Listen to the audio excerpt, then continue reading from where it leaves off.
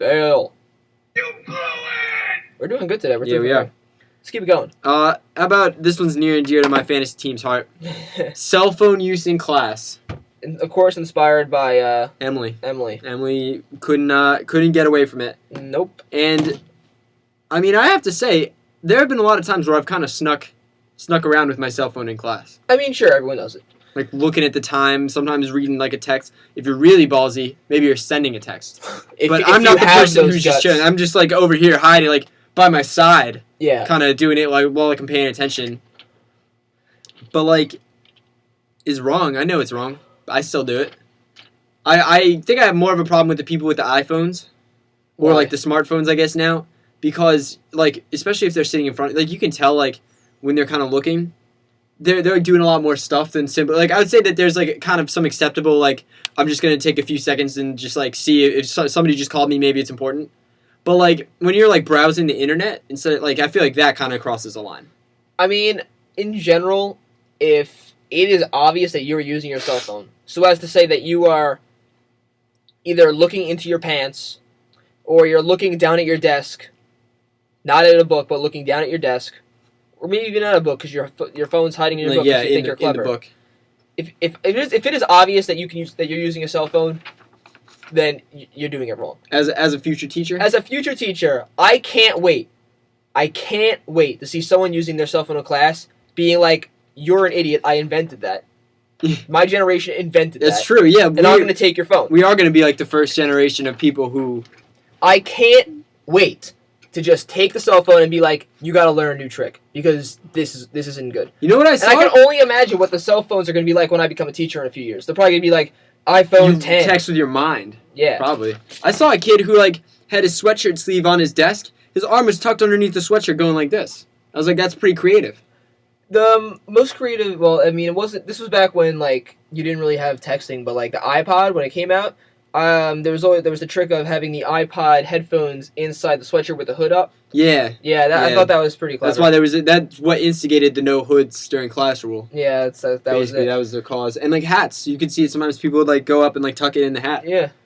But I think I'm gonna kind of pass it though. You're gonna pass cell phone use in class? Not 100%. I'm gonna fail it. I'm gonna pass the occasional like, cause like I said, I've done it. Like I'm gonna pass the occasional like it's not like I'm a crazy texter during class, but I check my phone from time to time. I'm gonna pass that. I mean, yeah, I guess, but I mean, it's not so much. When I read this cell phone use in class, I don't interpret it as much as like using your cell phone at all. I interpret it as using your cell phone. What about as in, like, teachers too? I told you I have a teacher who will leave her phone on, check it pretty frequently. Or like teachers who take calls. I have some teachers that take calls. What about them? Should they be using their phone? No, I mean, if you're teaching a class, and especially if you have a no cell phone policy, but even if you don't, I mean, your focus should be on the class. It shouldn't be on your cell phone. I understand there are sometimes like, oh, well, I'm expecting a call. It's an emergency, blah, blah, blah. Well, you know what? Fine. Let us know in advance, and you know what? I won't yell at you when it happens. But if it just, your cell phone goes off, it's just if you're a student, just you turn off the phone. Just put it away. Yeah, it's true. Just let it happen. There are clocks in the room. You can see the time. You don't need your phone to see the time. I don't know. I'm gonna fail cell phone use in class. Right. Well, I'm gonna pass it. I can't wait to be a teacher and take away my first cell phone. It's gonna be the greatest moment of my life when I like, you suck. I'm taking your phone. You're never getting it back. I'm gonna break it. I'm gonna just take it in front of the class. I'm just gonna slam it against the ground, and I'd be like, that's for everyone. This is for everything. Yes. Well, we got a tie. So if anybody's listening out there who has an opinion on this, why don't you give us a call 845-575-3691. Let us know about cell phones in class. Pass or fail. Or if you have any opinions about anything we've talked about. Yep, that's true. Let us know.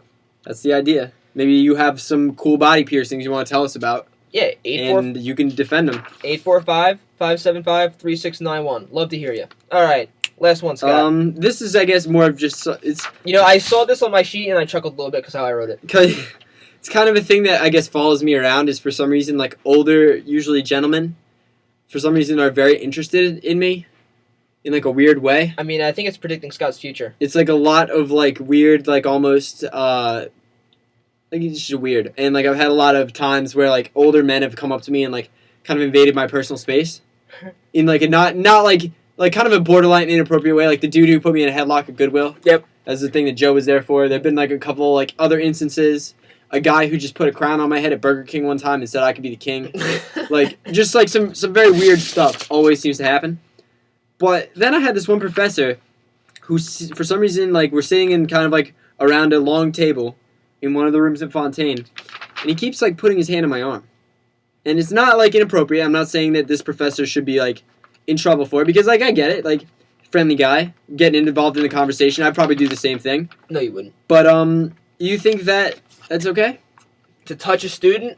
Well, I think that saying professors touching students has a strong implication of not what I'm saying. Well, that's exactly what I wrote in this paper because I thought it was funny. But professors making contact with students, and even in like a friendly manner, there should be no contact. That's just the line that shouldn't be crossed.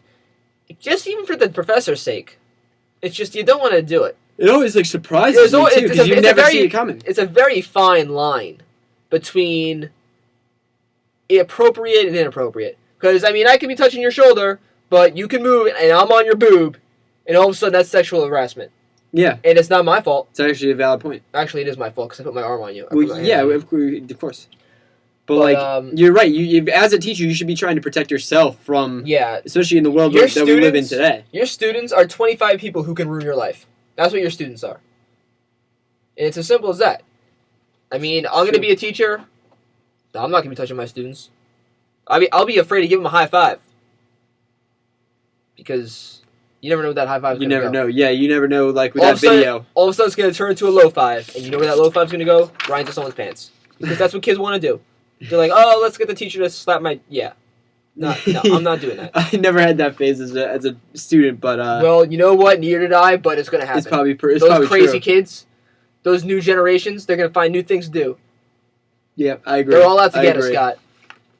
So, what do you think? We got a quip and punchline coming up? Well, you passed on failing this. Oh, right. I'm going to fail it, of course. Oh, yeah. I fail it whenever somebody... See, like I told you, it just is a thing that always happens to me. I can't explain it. I'm going to fail too because... You blew it! Alright, well, I guess you just assumed that I was going to fail it. You said you were going to fail it already. Well, I did, but I didn't get to explain it. Yes, you did. Well, I'm going to explain it again. Alright, we'll explain it again. Professors shouldn't touch their students. Bottom line. Never. No. No, not ever. No. And, yeah, so... That's it. We actually did pretty good. How about a quip and punchline? We got some commercials. 10 reasons why our neighbors hate us. And to this or that. You guys ready? Somebody calling you? No one's calling me. Let's just say, an inspiration for one of our commercials, one of our newer commercials, is texting me about touching kids. Apparently, she's into touching kids. Ah. Scoryuchi.